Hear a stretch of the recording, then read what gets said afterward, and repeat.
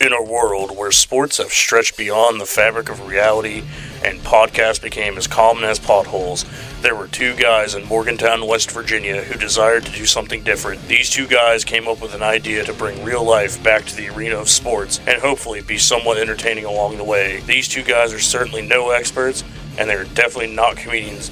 They just think they are. This is the Extra Medium Podcast, and here are those two guys.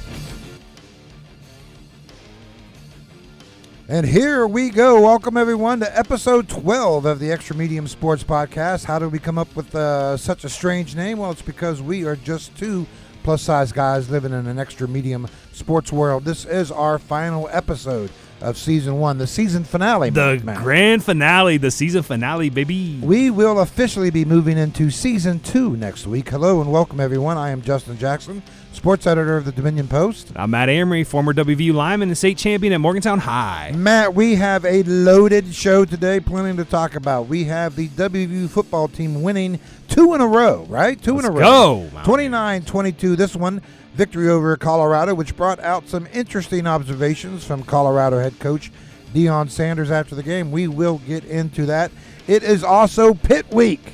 Let's go, baby! For the WVU men's basketball team, the rivalry game is at 6 p.m. on a Thursday, which, of course, our podcast comes out Thursday morning. So if you're listening on Thursday morning, it will be tonight. Hopefully a sold-out Hope Coliseum. That is going to be one heck of an environment. Rowdy. Let's go, Mountaineers. First time the Coliseum will be sold out under new head coach Ross Hodge. Matt, that would be pretty much a full show right there, but we've got even more than that. Oh, we got even more. That's right, because it's officially time to talk about playoff football. Playoffs? What you know about that? Nice. The first round of the West Virginia high school football playoffs begins this week, and we've got 3 top 10 teams right here in Mon County, and they're all hosting a game in the first round. Number 1, Morgantown High. Let's go Mohegans. Hosts the Buchanan Upshur. Number 7, University High hosts Parkersburg, and those games are at 7 p.m. on Friday, and at 1 p.m. Saturday, we got the Seabees, number 3, hosting number 14, Ritchie County. It's getting exciting. There's a lot of stuff to talk about. Are you going to see your Kroger girls before that game?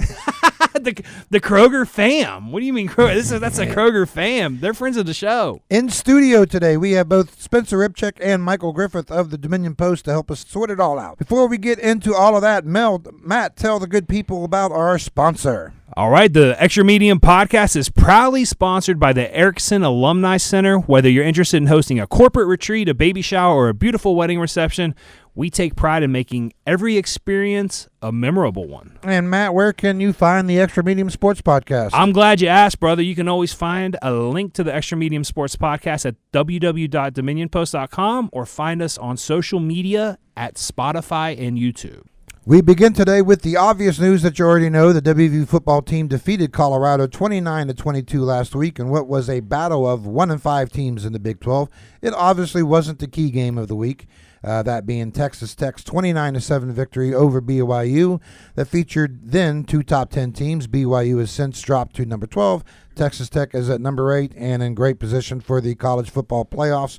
But let's talk about West Virginia and Colorado, Matt.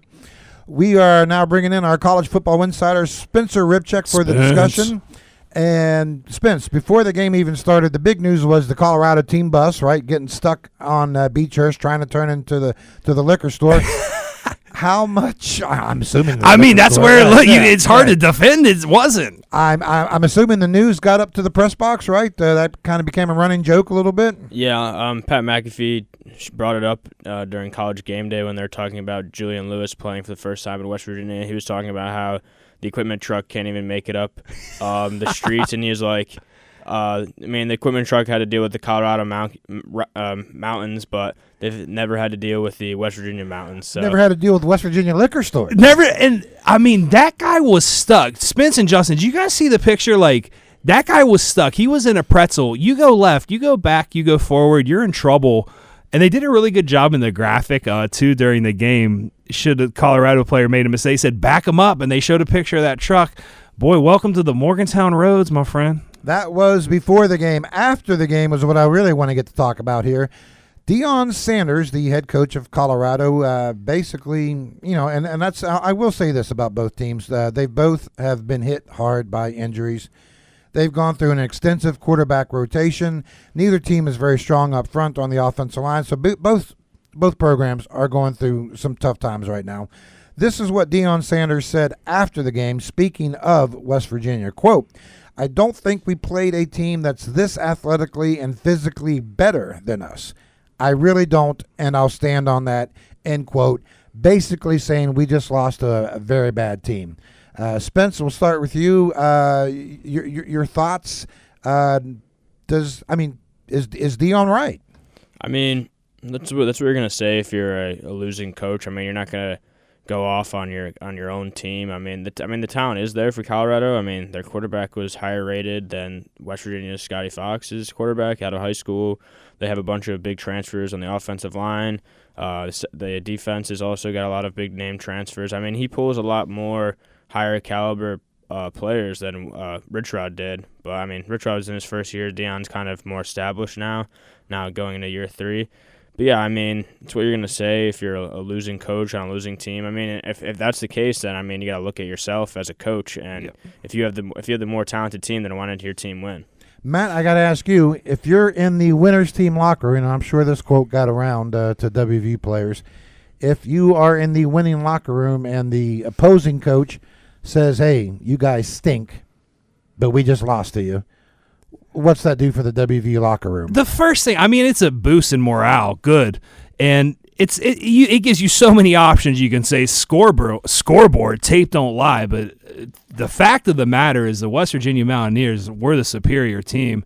They looked more athletic on paper. The 40 times and recruiting stars, Deion may have the edge, but the talent that's working harder is West Virginia Mountaineers, and you could see that on the field and with the execution. I think they out-executed them, outplayed them, and they wanted the game more. It could have even been worse than what it was. Wouldn't that tick you off, though? I mean, it gets to the point where so many people are saying so many things, whatever, shake it off, on to the next one. It actually would make me kind of happy. If you don't matter, nobody's going to say anything about you. So you need a little controversy to get that blood boiling and get us rolling into Arizona State. I will say that that is the next game up, and we'll kind of move on from Colorado here. West Virginia travels to Arizona State this week. Arizona State coming off a bye. The West Virginia Arizona State 1 p.m. on TNT. The Sun Devils are 6-3, 4-2, and they have a new quarterback, Jeff Sims. Spencer, what can you tell us about Jeff Sims, who is a well-traveled young man in college football? Yeah, he's a veteran, unlike their previous quarterback, Sam Leavitt, who is done for the season with an injury. And Sam Leavitt's more of a pocket passer. He's a better quarterback. He's going to get NFL looks. And Jeff Sims, I mean, he is a dual-threat quarterback. I think he ran for 200 yards in the win over Iowa State. I mean, they're still a really good team with Jeff Sims. I mean, like I said, they beat Iowa State, Iowa State's one of the upper teams in the Big 12. So, I mean, everyone was like, oh, West Virginia's going to play Arizona State on the road and they don't have their starting quarterback. But I think West Virginia actually might struggle more against Jeff Sims since he's a more rushing quarterback. And West Virginia has struggled against rushing quarterbacks this year. If you look at Jalen Daniels for Kansas or Parker Navarro for Ohio, I mean, the defense struggles when the quarterback runs outside the pocket. Matt, let me tell you about Jeff Sims. Okay, let's hear it, man. He's 23 years old. He is at his third school, and he's in his 6th year of college football. He began his career in 2020 at Georgia Tech. 2020, that's before NIL. No one had even heard No one had even heard of NIL at that time. Played 3 years at Georgia Tech, transferred to Nebraska when Scott Frost. Okay, that's a blast from the past. Was still the coach at Nebraska. Scott Frost obviously is now at UCF. He played 1 year at Nebraska, transferred to Arizona State. He is now in his 2nd year at Arizona State. As Spencer mentioned, he rushed for 228 yards and 2 touchdowns 2 weeks ago in that win against Iowa State. That was his first start after Sam Leavitt went down to injury. Jeff Sims is a pro. I mean, golly. In a college uniform. He's a senior citizen in a college uniform is what it sounds like, is the road that this gentleman's traveled. Hey, I want to go back real quick. I want to get one more thought on Deion here. And this absolutely. Let's go back to Deion. Let's go back to prime This time. escaped me earlier here. I mean, obviously, we mentioned the quote that Deion said about what he had some positive things to say. It wasn't like he just ripped on West Virginia the entire time. But Deion also called himself out after the game. Is Deion the coach of Colorado next year? That's a very good question. I think he'll be around at least one more year. I know some people who cover the beat, and they're very skeptical that he'll either be done for this year. Colorado's not going to move on from Deion. I mean, the only reason they're relevant is because Deion's there. So I mean, if I know he has a lot of health problems too, so he could step away because of that, and the not seeing success. But I mean, I'd give it one more year, maybe two, but I think he's going to be done shortly after that. Here's the reason why they probably don't get rid of him, and we've already seen it with Brian Kelly at LSU, Franklin at Penn State, right? All these, and then obviously a couple years ago, Jimbo Fisher at Tech. The news of these giant buyouts. Money. These coaches are getting after they're getting fired. Now, I have no idea what Deion, maybe you do, Spence. I'm assuming it's not a small buyout that they would owe him if they try to get rid of him this year. I don't know for sure his buyout, but I know he hasn't been there for that long, so I don't think it's going to be that big. And probably not in the $50 million. No, but it's definitely a substantial amount of money. But I don't see Colorado buying out Deion because I don't think they'd be nationally relevant if Deion wasn't there. I mean, Colorado was a lower tier Pac-12 team before Deion got there, and then just because Deion was there, they moved up to the Big 12, and now there's a lot of people and eyes on them, and now, I mean, people care about Colorado, which a lot of people haven't. I'm just told I got a source, inside source, $33.6 million. I'm assuming if they were to drop him at the end of this year, 33 points, not quite the level of a Brian Kelly, but that's pretty good money. So they have 33.6 million reasons to keep him around. Right. It sounds like. But here's the other point, right? So you have Brian Kelly out there right now. You have James Franklin out there. I mean, these are good head coaches that Colorado, which is on a higher step of national relevance now high because of prestige. Deion. Could Colorado go after one of these guys? I don't see it. I mean, I don't think Colorado's a very attractive job. I mean, they're in the Big 12. Really? Okay. They're in the middle of nowhere. I don't know. I mean, I think if I remember correctly, there was two options for Deion back when he was looking to move up, and he picked Colorado because there wasn't a lot of eyes on them, and he could change them around. I forget the other school that had a job opening, but it was between Colorado and I think it was maybe some school in the SEC. And he chose Colorado just because he knew he could turn that program around and compete in the Big 12 as other places you can't really compete. I mean, maybe that makes the job attractive. It's really hard to recruit kids out to the middle of Boulder, Colorado. All right, so final thoughts on Arizona State. Matt, does West Virginia have a chance to go to Tempe? I think they have a chance. It's not Rich Rod's first rodeo in Arizona State. You know, he played him in Arizona, and I think the team's going to know what they're up against, although it's going to be a dual threat. I think the defense has progressed each week. Each week they're getting better. Keep the hope alive. Keep the dream alive. 1 week at a time. Maybe we'll go bowling.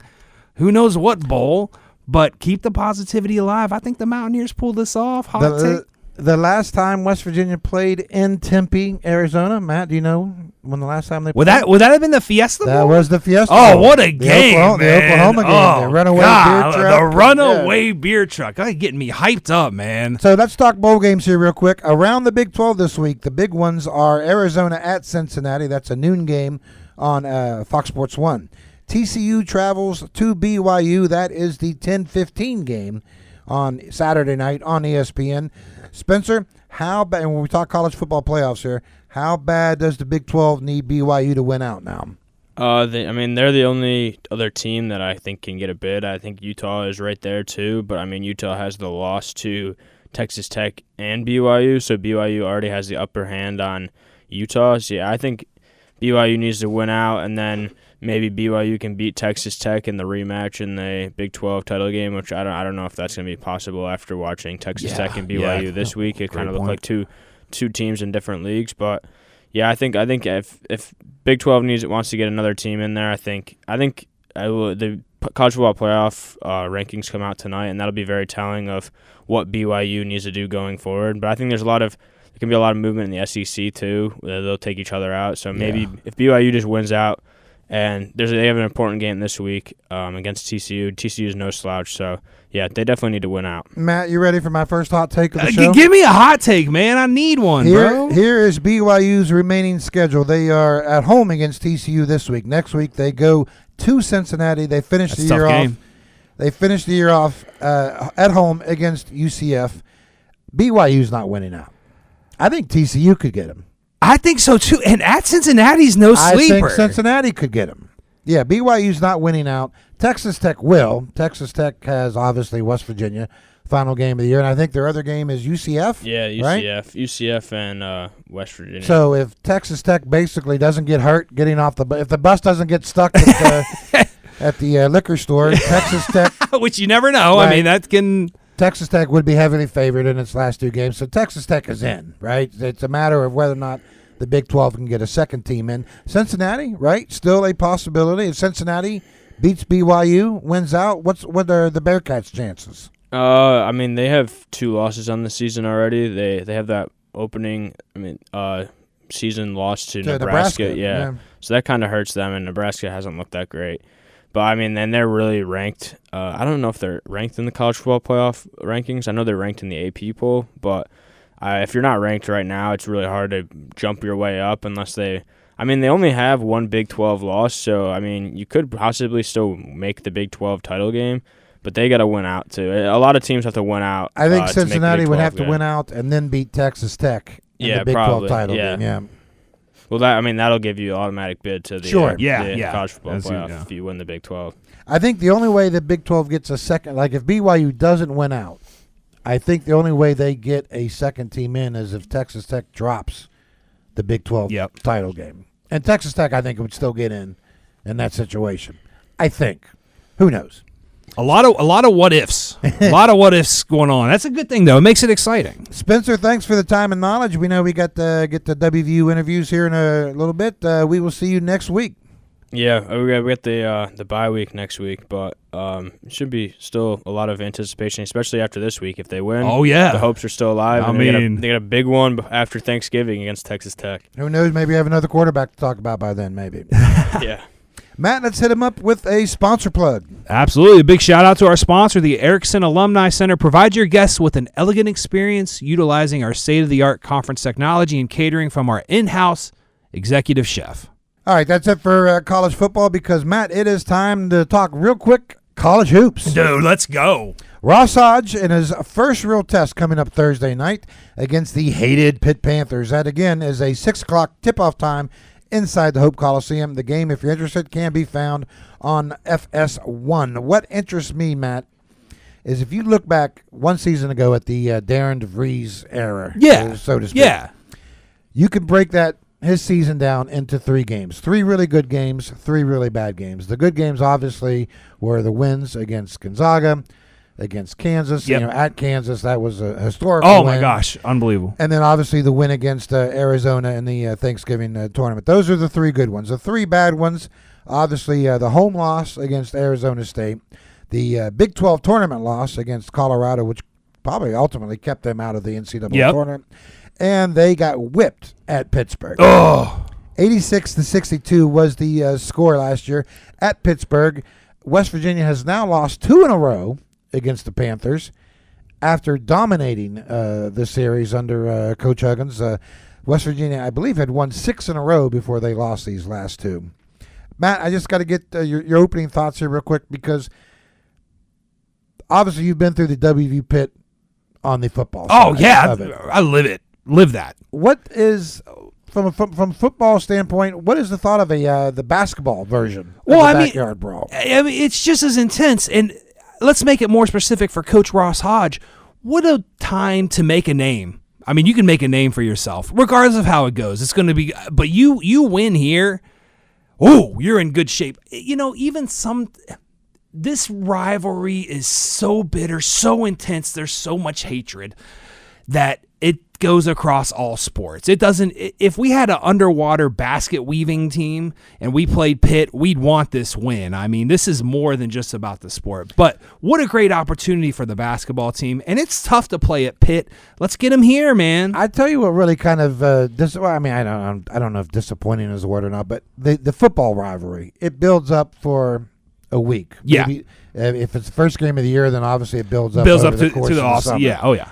You get there hours before the game. And obviously, it's the weather is different at the beginning of football season. I totally get that. But you have such build-up for the football. Then you get to the game, and it's tailgating, and everyone's yelling back and forth. And basketball, you just show up and watch the game. You know what I mean? It's definitely a different beast, but I mean, ultimately, it's more than just the game. And if you're not able to go, you can get the bragging rights. I remember watching from California, watching these games, and it doesn't matter where you are. It just means a lot. It means a lot in the soul as a Mountaineer. If you have a chance to beat Pitt, it's time. Lock in. The backyard brawls out there in California. Oh yeah, I get it. I get it. Any means necessary, even with whatever website. Ross Hodge is about to become the third new WVU coach in 3 years to coach in this rivalry game. Is this I don't want to call it a must-win, but if he's able to win this game on Thursday, is it a big deal for him? I think it's a big deal. I really think it's a big deal if you can win this. There's a lot of excitement around Mountaineer basketball, and I think it's going to be a great season regardless of what happens to this, but I would say, there's a lose-lose. I think this is a win-win regardless of what happens, but if you do win, those eyes are going to be on you a little bit more, and that's going to be a great thing for this coach in his young Mountaineer career. And your first shot against Pitt, I mean, wouldn't you think that's a big deal? Wouldn't you think this is a big chance for him? Here's the difference, I think, the main difference between the football rivalry and the basketball rivalry. Okay. No, I want to hear and maybe this is the difference in the sports themselves between football and basketball. Okay. In football, West Virginia obviously struggled mightily after the Pitt game, but the Pitt win in football carried a lot of weight. Yeah. People could say, well, we still beat Pitt. Yeah, at least we beat Pitt. At least we got that one. Yeah. Oh, yeah. If Ross Hodge goes in there on Thursday and beats up on Pitt, beats them by 20, let's just say. Okay. And then struggles the rest of the year, you're not going to get that same sentiment. I got it. And I hate to agree. I want to make it difficult for you, but you got a great point here. You have a great point. And is that the difference of the sports? The amount of games? Sure, the amount of games, The amount of games, but let's take it one game at a time. If I think about Mountaineer sports and I think about the future, it makes my hair going to fall out. Oh wait, it already has. It's stressful. So let's take it one game at a time. But yeah, I mean, you could beat Pitt by 20, but then if you go 0-18 in the Big 12, then people aren't going to remember this first year of Ross Hodge. Exactly. Yeah, exactly. But is that fair to say? Well, at least you got Pitt in the football. What's fair anymore in college sport? Fair. Yeah. So. Regardless, though, big game, big opportunity. I mean, Coach, welcome to the WVU versus Pitt rivalry. Pitt is 3-0 on the year. They have wins against Eastern Michigan, Youngstown State, Longwood, all powers there. Their average margin victory in those games is 18.3 points per game. The news going into the game on Thursday will be whether or not Pitt guard Brandon Cummings will play. Brandon Cummings was a highly recruited freshman last year, you might remember, who is now a sophomore at Pitt. He is their leading scorer, averaging like 18, 19 points a game. However, he has a lower body injuries, how it is being officially Gotcha, announced. okay. Not sure if maybe that's a knee, I mean, what are we doing here? Lower body injury. He sat out the team's 78-66 win against Eastern Michigan. That was their third game of the year. So he sat out, and, of course, they still won the game by almost 20 points. The matchup of the night. Pitt has a center. Now, this is one thing about, I will say that the scouting report about Pitt, they're very young. They have, if Cummings plays, he's a sophomore, very talented. And then their senior center, Cameron Corrin, played against West Virginia last year. Gotcha. I think those are the only two players on Pitt's roster who played against West Virginia. Now, of course, West Virginia has no one. Yeah, I was going to say it's two young teams. West Virginia has no one who played against Pitt last year. But Cameron Corrin, 6'10", 235, senior center, against West Virginia's big guy, 7 foot, 265 pounds, Harlan Obioha. Matt, football guys, do they love the battle of the big guys in basketball? Love the battle of the big guys. Love the physicality in basketball. And it doesn't just stop with the big guys. The little guys can get physical too. Hopefully that's what's going to happen with this Coach Hodge team. But hey, the big guys in the middle throwing bows. You can't even see what's going on there. It gets dirty. It gets crazy. We love to see it. As an offensive lineman, when you get your name called, usually it's something bad that happens. This is for the love of the game, man. Throw out the NIL. This is ball don't lie. Me versus you. Let's get busy in the middle. So I'm excited, man. This is a huge matchup. You are this is a huge excited. matchup this early. I mean, I'm just rambling on. The big news here with the basketball series, of course, going back to earlier in the year, it was announced that the West Virginia Pitt series will be extended through the 27-28 season. So this is a series that will continue for at least 3 more years. Thank goodness. Who knows how many head coaches W will have How many will be during that time? Yeah, well, Jeff that's Capel, once on the hot seat at Pitt, is now looking pretty good at Pitt. So that we'll kind of see how that works out. But let's get him back on the hot seat. I think Jeff Capel will be coaching in his 3rd backyard brawl, maybe his 4th. I forget how much. But that is kind of the matchup. And again, I want to say that is a 6 o'clock game on Thursday on FS1. It is now time to bring in the legend, Michael Griffith. Legend. Michael, how you doing? I'm doing well. How are you all? It is time for playoff football in the state of West Virginia. But before we get into all of that, Matt, I know you're dying to talk about this. We've got to tell the story of Wheeling Park's Akeem Davis and the so-called Thick Six. The thickest. Michael, what happened? Dude, this is amazing. Yeah, I mean, if you didn't see this over the weekend, I don't know. You must have been sleeping. Yeah. Akeem Davis of Wheeling Park, 300-pound lineman. He made a huge play that went viral over the weekend. It was on College Game Day. It was on ESPN. Made an interception on defense. Caught a little screen pass. Read the play. Caught it probably on the 45-yard line. Starts, going down the field. The defense is piling on top of him. They're jumping on his back. His own team's jumping on his back. It doesn't matter. Nobody can bring him down. This man he keeps going. Eventually, There were guys coming off the sideline. Off the sideline. Yeah. People not even in the game. I what are we doing? I think I saw a band member out there. The band is on the field. Anyway, the band's, oh my gosh. yeah, the band this is guy on the field. he did not go down, carrying the entire team, and he ends up breaking free and making a touchdown for the pick six. And as Justin said, the thick six. So What do you look like at the end though? oh yeah, he looked like a sack of potatoes. Sack of falling in potatoes just sitting the ground. They finally figured Man. out that they just needed to trip him. And they learned that at the end after They did. after he carried him for 60 yards. And I had that clip sent to me. I had no idea that was even in West Virginia. Spencer said the same thing. I did not. I didn't think it was. I just thought, oh, cool. Yeah. And then you mentioned that today, and it all went full circle. Yeah, what a moment for that kid. I mean, it's just such an awesome thing for West Gosh, Virginia high school football. that And also, was awesome, I want to man. shout out another play because there was another play that got overshadowed by this play, and I'll show you guys this video. I'm sorry I haven't done this yet, but Caden Himes from James Monroe, I believe. Okay. He made an incredible OBJ one-handed interception over the weekend, and if you guys haven't seen that, try to find that online somewhere. I know my buddy Tyler Jackson, he covers that area. He does Play Sheet Sports is his account. If you can find that online and look up, I'll show you guys the video soon. But So Play Sheet but it Sports. might have Who been was it again? Who was it? Caden Himes from James Monroe. Caden Himes. Okay. And it might be and it was against Tug Valley, a good team. It might be one of the best catches I've seen. And you say it's in a while. OBJ-esque. Yeah, I'll show you guys. But if you get a Okay. chance, look that up. We gotta check that out. Okay, I will say this, though. The significance of Davis's play in the Wheeling Park game, it allowed, Wheeling Park beat John Marshall. I think it was by a couple touchdowns, right? 63-40. Big scoring game. That win by Wheeling Park propelled the Patriots over the Hawks in the state rankings. Knocks University High down to 7 instead of 6. And so now let's kind of get into the brackets here for a second, because University High will start them. Number 7, they host number 10 Parkersburg. That's a Friday night game, 7 o'clock.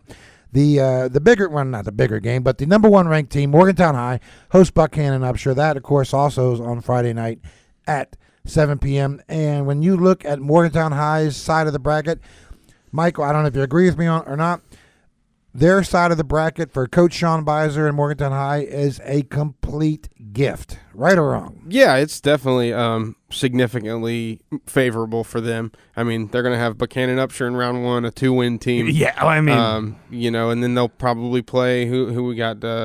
Spring Mills and Musselman, right? You just beat Musselman 45-0. Actually, you shut out both of those teams. Right. Your combined scores against those two teams are 66-0 this year. So, and you'll be at home that game, and then you're going to play either, you think maybe Jefferson maybe GW. Right, and you'll have that game at home. Jefferson's another team that you've already beat this year, and GW, you'll be favored in that game. So the Mohegans control their destiny. They have the path to Charleston in front of them. Now, granted, they are the number 1 team. The number 1 seed is supposed to, by nature, have the easiest path. The Spring Mills game could be a little interesting in the second round. They beat Spring Mills 21-0 earlier in the year. I understand Spring Mills was a little banged up, right, during that game. They might be a little bit more healthier the second time around. Yeah, and I think that's probably true for both teams, honestly. Sure. I think I think Twig was dealing with a little bit of something around that time. Yeah. And even in this past game, they Carter Cooper had a little bit of an illness. Nothing that's going to keep him out. He was just sick, so he wasn't even playing in this 45-0 game against Musselman. So you were missing one of your best players in the game, and he'll be back for the playoffs. But for sure. Matt, every single team that would give Morgantown High trouble is on the other side of the bracket. Huntington, University High, Martinsburg, Wheeling, a healthy Wheeling Park, right? All on the other side of the bracket. Matt, fair, foul. I say not so fast, my friend. Let's take one game at a time. Spring Mills is playing good ball. Jefferson is playing good ball. First, let's stick with Buchanan. Let's play Buchanan. Let's beat them by 70. On to the next one. And don't take any of these games for granted. I'm telling you, I remember these playoffs. Anything can happen. Sometimes the wheels fall off, but you got to bounce back. I remember playing RCB on a Saturday, and they ran like the Maryland Eye. They had 15 guys, it seems like. They were all like 3 foot tall. Ran the Maryland, and we had a tough game. We should have beat them really bad. They played great. That could be the same thing against Spring Mills, against Jefferson or George Washington. So regardless, one game at a time. Now, from just looking on paper, looking on stats, it is kind of favorable. Yeah. I was looking through that, kind of salivating a little bit. Like, yeah, it's looking favorable. I mean, shout out to the Quad A West Virginia high school football gods on that. We'll take it. I've got some interesting notes here. Let's hear it, man. Brackets, I want to know it. I want to go back to Oak Glen, Class AA real quick. Okay. Tell beat them a couple weeks ago. I got a good look at Oak Glen. They're big, strong, fast.'ve got the really strong running back, Logan Murray, who's probably Class AA All-State first team kind of kid. This is the 6'2", 240 Right. elusive. No. He's like 6'2", 190. 190. Very elusive, very strong. Probably, I would think, one of the top players in Class AA. Oak Glen is your 15th ranked team in AA. If they're the 15th best team in AA, that is a loaded bracket. Yeah. And I am saying, here's the other significance. They go to Bluefield. Does anyone know the significance between that game? Michael. I do not. Matt. Oak Glen at Blue. I know. I'm stumping you. Yeah. It's not easy to stump me. It's hard to stump Michael, the legend over there. It's a geographical note here. Okay. Oak Glen, northernmost school in West Virginia, in the Panhandle, right? Bluefield. Wow. Southernmost. Okay. That's pretty cool. Ladies and gentlemen, Oak Glen plays that game on Saturday. That is a 5-hour trip. Wow. To Bluefield. Hey, shout out to the bus drivers, because who knows? I had a 4-minute drive. They might turn into the liquor store. You're gonna need to. You'll see 310 miles. That's Matt. crazy. That's in funny. 4 minutes of driving, I saw 4 different seasons. You don't know what you're gonna see here in the mountains. Yeah, I mean, that's wild. shout out to these bus drivers. It is I don't want to say the second long. In theory, it would be the second longest trip a high school team can make in West Virginia. The longest would be east to west. Got you. You have Jefferson over in the eastern panhandle, right, by the Washington, D.C., Virginia state line, and Huntington. Now, Jefferson and Huntington don't play in the playoffs, but if they were to schedule each other, That would be a 360. I looked all this up. That's the reason why I bring it This all is up. wonderful. I googled. Is this off the dome? I googled all of this. You don't even have your notes. This is off the Jefferson to dome. Huntington would be 369 miles. Wow. A 5.5-hour trip. That is kind of how large the state of West Virginia is. So shout out to Oak Glen for the people who make that trip all the way down to Bluefield. And I'm going to give you a hot take. Hot take. If this game, if it wasn't such a long trip, I think Oak Glen would have a chance to beat Bluefield. Oak Glen, I think, is that good. I wonder if they're going the night before or day of. Maybe two Probably, nights. I would Maybe two before. nights. Yeah. Yeah. I mean, that's like traveling. It's like if you're traveling out on the bus, it feels like traveling to California with the time difference. We also have some playoff rematches from last week. Yeah. Another note I want to talk about. In Class Single A, St. Mary's and Wirt County played last week in the final week of the regular season, and now they play again in the first round of the playoffs. In Class Quad A, Jefferson and Washington, of course, those are the two rival schools in their county. Yep. They played last week in the regular season, and now they play this week again in the first round of the playoffs. That is, I know that doesn't happen very often, but I imagine does it make it easy? I mean, you just scouted them a week ago, I think right? it makes it more difficult. The more times you play a team, the harder it is to beat them. Going back to my senior year, we played a Fairmont senior team. It wasn't the strongest, but each time we played them, it was like they just had us. Not that they were one step ahead before we played them last. So the more opportunities, it doesn't make it easier for any team, but I think it's cool with the rivalry, especially if you can like kind of beat down on your rival a little bit. It's a little bit exciting. It makes it a little bit more exciting for Jefferson and Washington there. Let's begin with University High Parkersburg. That is a 7-10 matchup in Quad A. That the 7-10 bracket, those games can be a 50-50 toss-up. Yeah. Does University High have an advantage in this game?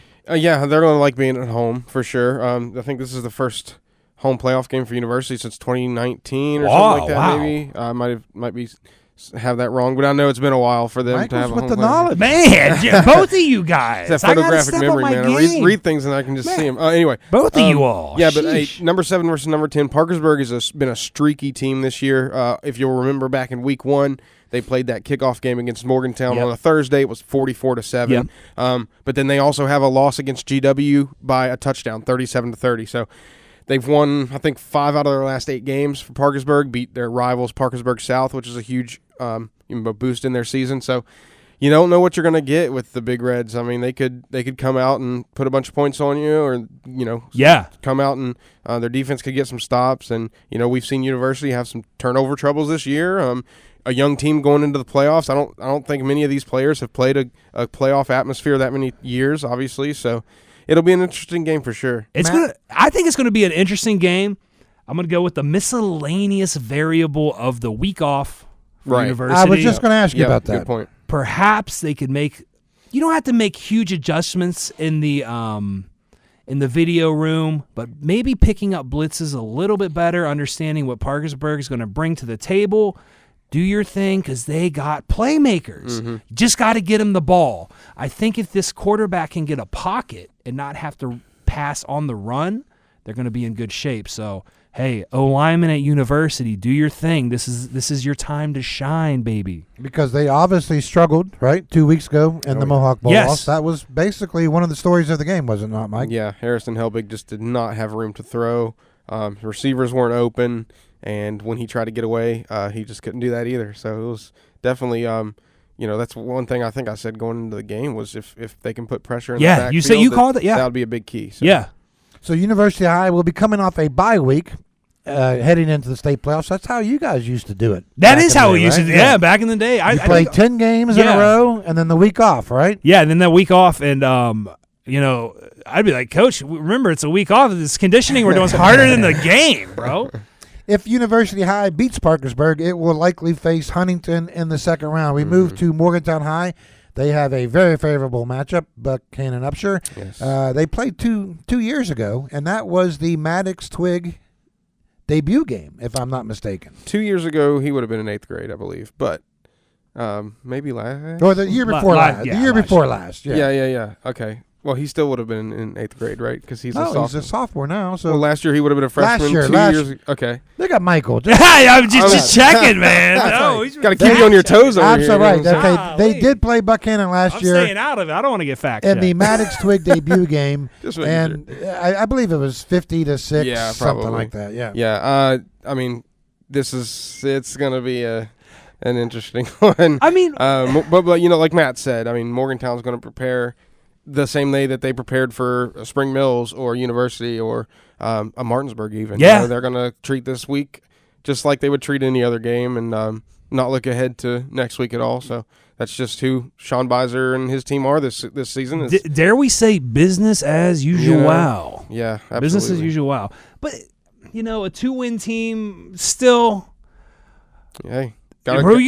We've said it all year. You still got to put your fingers in the ground. Anything and you can gotta happen in the snap playoffs. the ball. And play hard. Yeah. Play hard. Play like your hair is on fire if you still have hair. Yeah. For the Falkland Challenge like me. Don't be slacking out on the field. That's when injuries happen. Come out. Those boys are going to be ready. But, Morgantown, they are one of the hottest teams in the state right now, especially defensively. Their last 2 games, they have given up 0 points. They are outscoring opponents 66-0 the last 2 games. Wins over University and Musselman. And they have only allowed 245 total yards in those 2 games. That's 149 to University, only 96 to Musselman, sorry. And for context, Maddox Twig had 327 just in the game last week. So their defense is playing absolutely lights out. They blocked a punt for a safety last week. dare I say Kennedy? He's on the list. He's He's absolutely on the list. And but yeah, Morgantown's playing like a team just on a mission right now. And it's good to be trending in the right way this time in the season. So, Michael, if we look ahead to the second round in Class Quad A, you could potentially have Huntington against University, Martinsburg against Wheeling Park, with a healthy Brennan Wack. Do they have a shot against Martinsburg? Absolutely. I mean, Okay. Brennan Wack gives you a shot against anybody, I Yes. think, honestly. He can change a game in one play. I mean, they've played without him a little bit this year, so they had to figure out how to win games without their best player. Maybe that helps a little bit coming into the postseason. Maybe there are some things on film that people really haven't seen, a lot. I mean, obviously, if they do advance to play Martinsburg, a lot of their preparation will be for Brennan Wack. They're going to watch a lot of film that includes Brennan Wack. But what about the games that don't include Brennan Wack? Are you watching those games? Are you preparing those the same way with the, you know what I mean? Like, they scored 45 points without him against Fairmont Senior, I believe, or somebody like that. That's correct. So, I mean, that's a good team that you That's scored a great lot team. of points against without your best player. So Martinsburg's going to, they're going to have to keep that in mind, is not only if this matchup does happen, not only should we prepare for Wheeling Park with him, but Wheeling Park without him. Well said.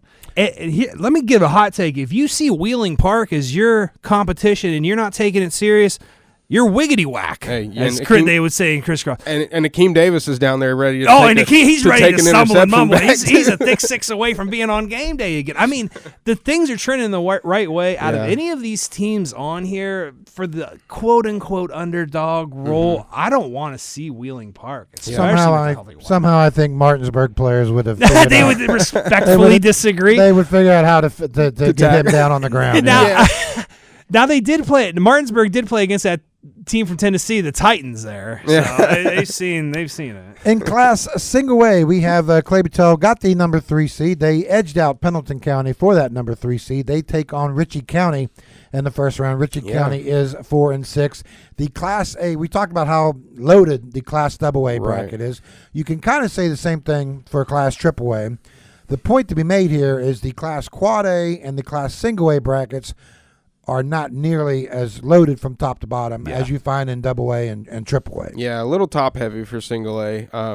Clay Battelle's been sitting at 3 at 9-1. Yeah. And they had no mathematical chance to reach the top 2. So it was like that kind of tells you where that weight is at the top. But hey, man, Ritchie County, don't sleep on Ritchie County. I talked to Coach LePeau on Sunday night.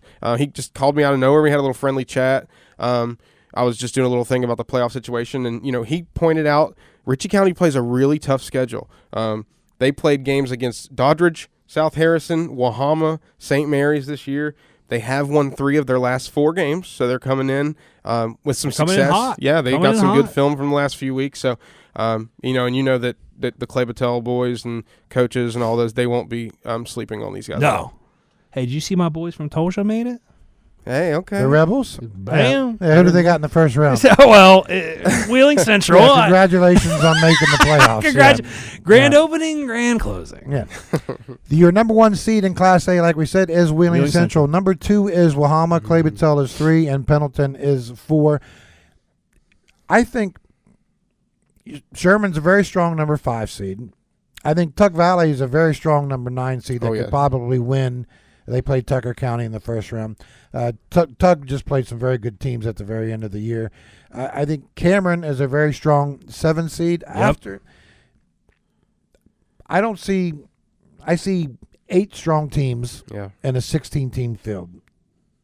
Yeah, I don't know if that's how it should be. Yeah. I mean, this is tough. You can say whoever gets this, there's no doubt, no controversy, you are the champ. I mean, this is a gauntlet. Yeah.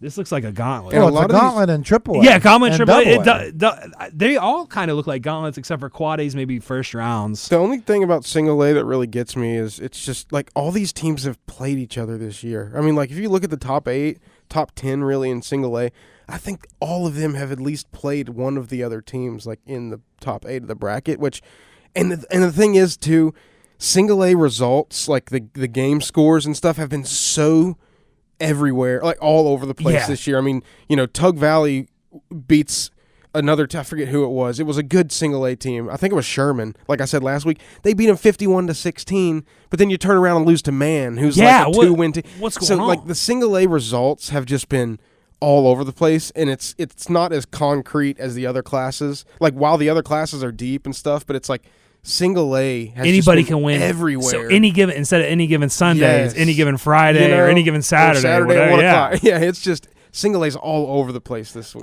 I'm going to point this out real quick just to kind of further my argument here. Yeah. In Class AA, and you guys, I know what the counter argument's going to be, but in Class AA, Doddridge County 10-0. Number 5 seed.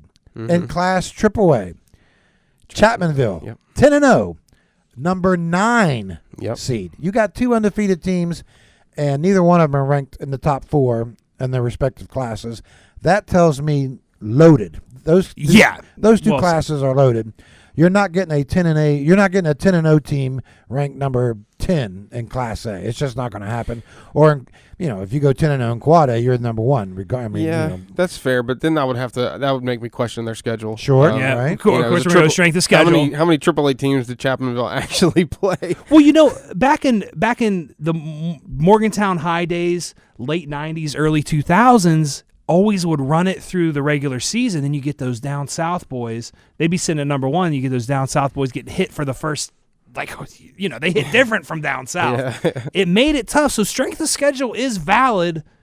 We'll see. We'll see. Only time's gonna tell. Yeah. I mean, to be 10-0 and not even have a home game. That's kind of wild. That is nuts. That's nuts. All right, let's go with predictions. Let's wrap this up. Michael, Buchanan, Upshur, Morgantown.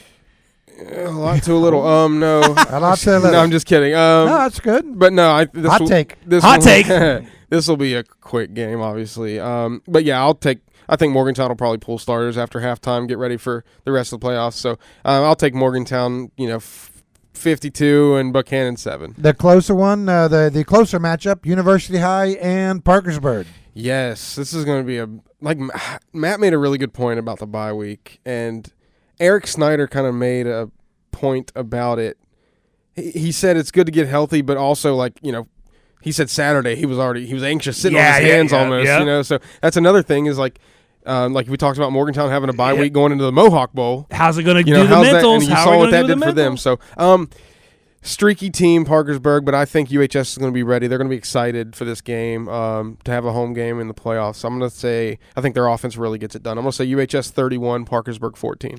Class single A, Clay Battelle with the number 3 ranking, the highest ever ranking in school history. CB season. CBs play Ritchie County. That is a 1 o'clock game on Saturday. The CBs advance. Yes, the story continues to write itself, and the CBs will write the next chapter on Saturday at 1 o'clock. They've already played a Saturday game, which is nice. I asked LePo about that. You've already went through the routine. You know when to wake up, when to eat, all that good stuff. So CBs, I think their defense are going to keep playing well. I'm going to take Clay Battelle 42. We'll say Ritchie 14. Okay. Matt, do all 3 Mon County teams, do they make it to the second round? All 3 make it to the second round. I think Clay Battelle Ritchie's going to be closer. Okay. Oh, no. You don't think so? No. Okay, well, I hope not.